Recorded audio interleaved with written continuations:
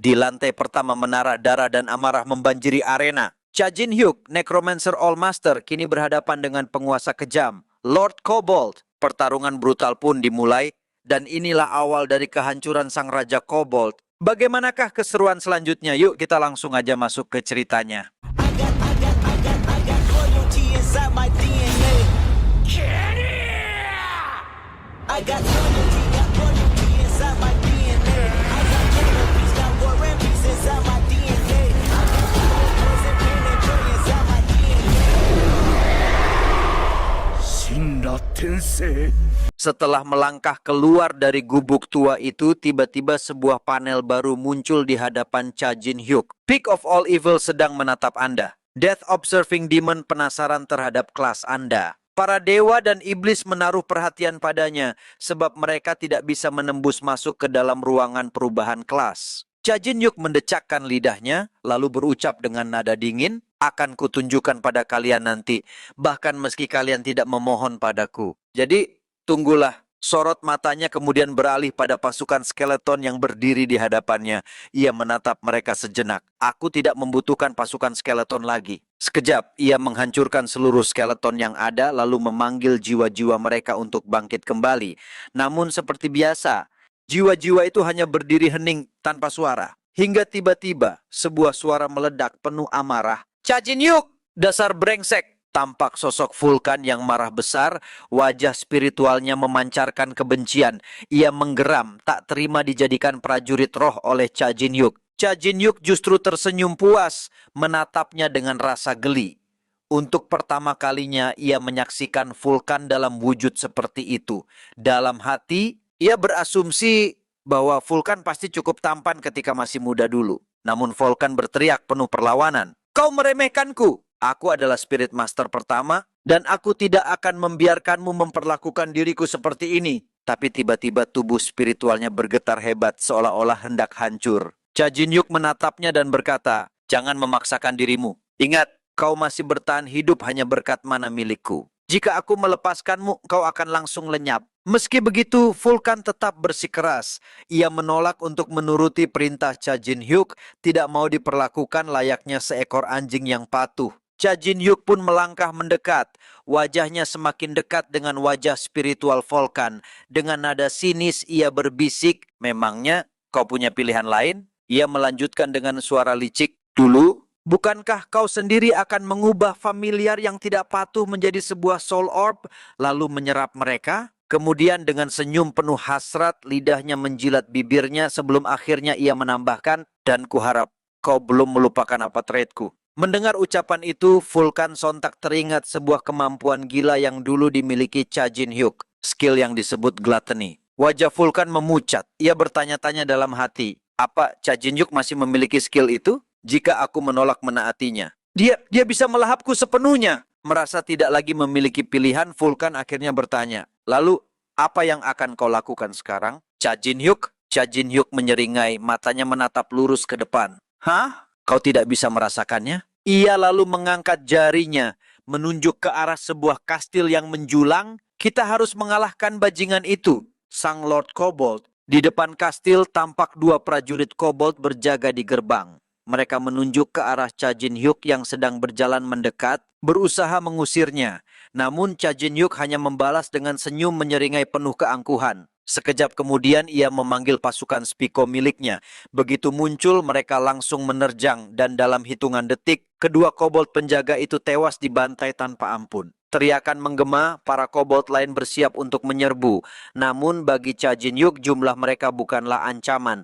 Ia tahu betul 30 prajurit Spiko cukup untuk melumat habis kawanan itu. Dengan tatapan penuh determinasi, ia berucap dalam hati, di kehidupan ini, aku tidak akan hanya duduk manis menunggu takdir. Cha Jin-hyuk meraih tombak dari salah satu kobold penjaga yang sudah tumbang, lalu mengacungkannya ke arah musuh sambil berseru keras, antarkan aku pada Lord kalian, dasar keparat. Kamera bergeser, menampilkan sosok Lord Kobold di dalam kastil.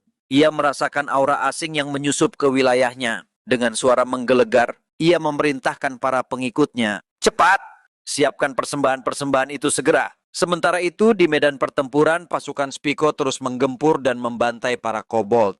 Di antara mereka, Ada seekor kobold yang gemetar ketakutan, bahkan tak berani maju ke depan.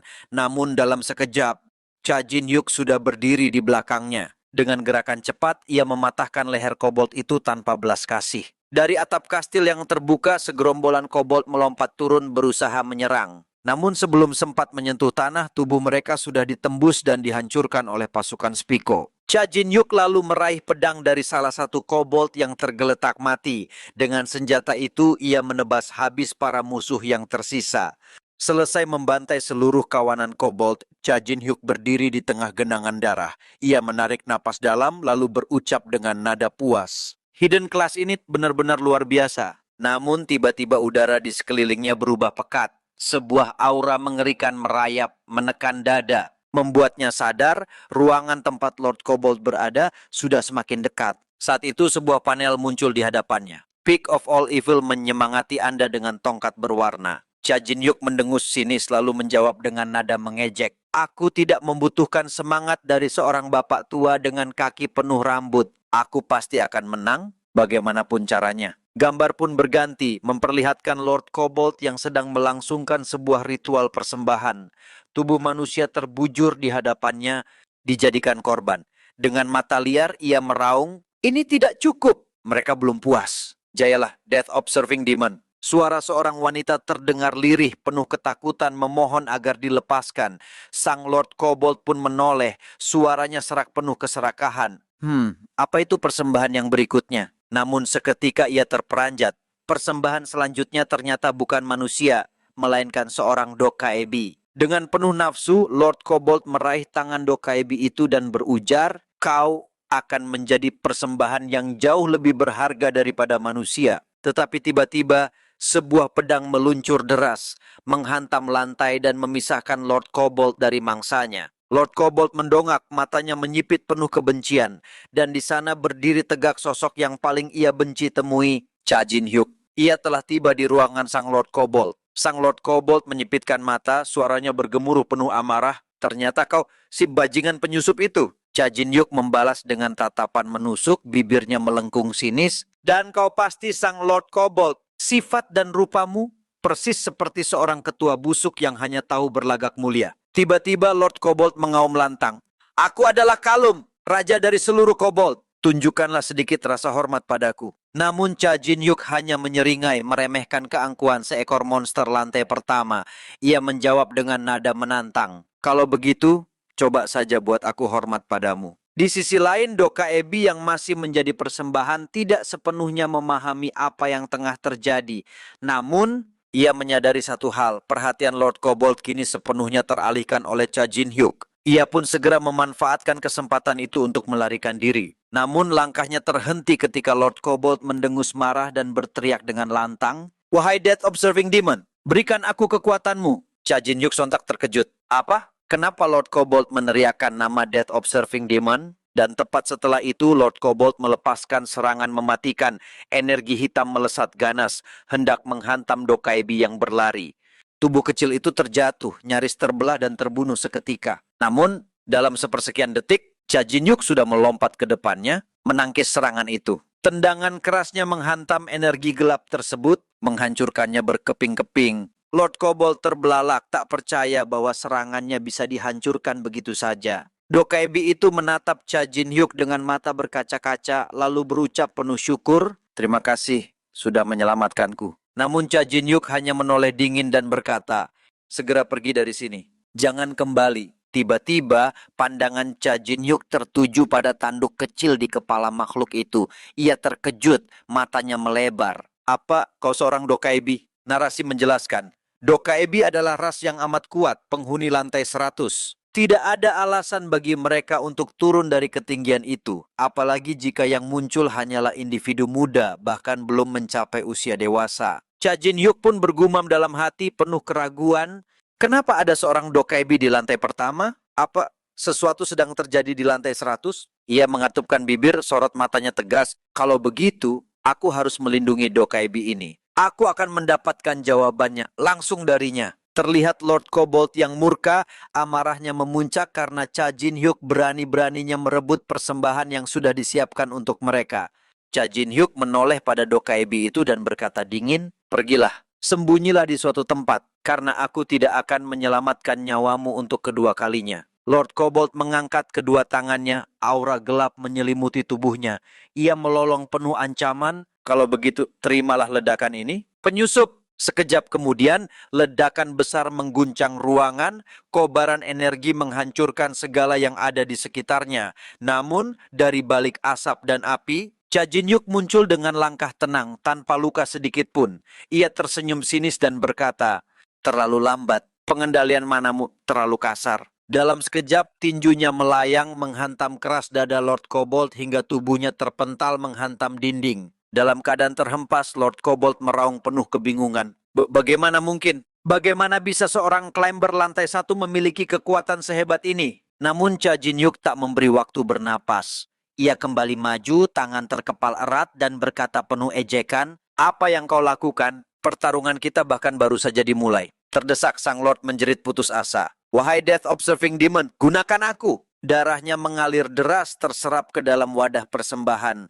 Cairan merah itu bergejolak hidup lalu melesat melilit tangan Cha Jin Hyuk. Dalam sekejap terbentuklah monster raksasa dari darah pekat, Blood Golem. Cha Jin Hyuk menatapnya dengan mata menyipit. Tidak kusangka seekor Lord Kobold mampu mensummon familiar dengan level setinggi ini. Namun sebelum ia bisa melepaskan diri, Blood Golem menghantam tubuhnya keras hingga ia terbanting jauh. Lord Kobold pun terbahak, suaranya penuh kebanggaan. "Hahaha, lihatlah, inilah jiwaku yang terkuat, bahkan kau tidak akan bisa menahannya." Mendengar itu, Cha Jin Hyuk langsung marah dan ia berkata, "Apa kau tahu siapa yang sedang kau hadapi? Kalau begitu, biar kutunjukkan padamu apa itu jiwa yang sebenarnya." Sekejap kemudian puluhan Spiko, para prajuritnya yang setia, melompat masuk ke dalam tubuh Blood Golem. Dan dalam hitungan detik, tubuh raksasa itu retak lalu hancur berkeping-keping. Lord Kobold membelalak, matanya penuh keterkejutan. Ia tidak percaya bahwa golemnya, sumber kekuatan terakhirnya, dihancurkan begitu saja. Cha Jin Hyuk berdiri tegak, sorot matanya tajam dan mencekam. Ia berkata dengan suara dingin yang menusuk, "Bahkan jika engkau seorang Lord Monster, Blood Golem bukanlah sesuatu yang pantas diciptakan oleh seekor kobold sepertimu." Muncul panel Death Observing Demon terkejut. Cha Jin Hyuk menoleh, suaranya menggema dingin. "Apa ini perbuatanmu, Death Observing Demon?" Sekejap kemudian, panel lain muncul. Death Observing Demon mengangguk terdiam. Lalu sebuah pesan lain terbentang di udara. Peak of all evil menatapi seseorang dengan sinis. Narasi berbunyi, karena Death Observing Demon penasaran akan kekuatan Cha Jin Hyuk sebagai seorang Spirit Master, ia memaksa summon Blood Golem pada saat Cha Jin Hyuk bertarung melawan salah satu pengikutnya. Lord Kobold hanyalah boneka yang dipermainkan dalam permainan ini. Cha Jin Hyuk mendengus, menatap Lord Kobold yang tubuhnya penuh luka. "Manamu sudah habis sekarang. Tapi apa boleh buat? Karena Blood Golem itu bukan ciptaanmu, melainkan hasil paksaan Death Observing Demon." Kalum, sang Lord Kobold, meraung putus asa, matanya merah penuh amarah. "Tidak mungkin. Dia akan menemukanmu. Bahkan jika aku mati, dia akan membalaskan dendamku." Cha Jin Hyuk mengangkat tangannya, lalu memerintahkan dengan dingin, "Spiko, habisi dia. Dan pastikan dia benar-benar menyampaikannya, karena ada banyak hal yang harus kukatakan pada tuannya." Para Spiko segera melangkah, mengangkat tubuh Kalum yang berontak liar. "Lepaskan aku raja kalian, aku Kalum, aku pemimpin kalian," teriaknya putus asa. Namun para Spiko tetap tak bergeming, tak menghiraukan jeritan raja mereka. Cha Jin Hyuk mendekat perlahan, tatapannya tajam bagaikan pisau. Tepat sebelum pukulan pamungkasnya menghancurkan Kalum, suara teriakannya menggema. "Death Observing Demon Ban?" Cha Jin Hyuk berhenti sejenak lalu mendongak ke atas, seolah berbicara langsung pada sosok tak kasat mata yang mengintai dari balik dimensi lain. Dengan suara dingin dan penuh ancaman, ia berkata, "Dengarlah, Death Observing Demon Ban, ini adalah akhir dari mainanmu. Kesalahanmu sendiri karena berani mengujiku, jadi jangan pernah protes." Cha Jin Hyuk mendongak, tatapannya menembus kegelapan seakan melihat langsung sosok iblis di balik tirai dimensi.